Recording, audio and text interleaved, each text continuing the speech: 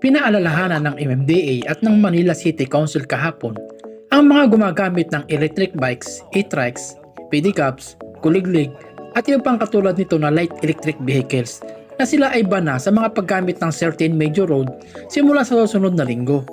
Ang MMDA at Manila government ay nag-announce na ang pagbabawal ay magsisimula sa April 15, 2024. Ang mga nabanggit na light vehicles ay mahigpit na ipinagbabawal sa paggamit ng kalsada kagaya ng Recto Avenue, Quirino Avenue, Araneta Avenue, EDSA, Katipunan, Carlos P. Garcia Avenue, Southeast Metro Manila Expressway, Rojas Boulevard, Taft Avenue, Osmeña Highway, South Soter Highway, Sio Boulevard, Ortigas Avenue, Magsaysay Boulevard, Aurora Boulevard, Quezon Avenue, Commonwealth, Andres Bonifacio Avenue, Rizal Avenue, Delpan Street, Marcos Highway, MacArthur Highway, Elliptical Road, Mindanao Avenue, Marcos Highway, Boni Avenue, at Espanya Boulevard.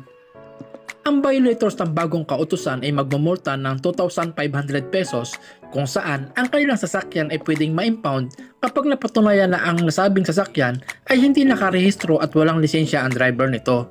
Bali hanggang dito na lamang ang maikling content ko at sana'y nagustuhan nyo. Pag-subscribe na lang din po, then hit the notification bell para update ka po sa bawat video na aking ilalabas. Maraming salamat mga paps.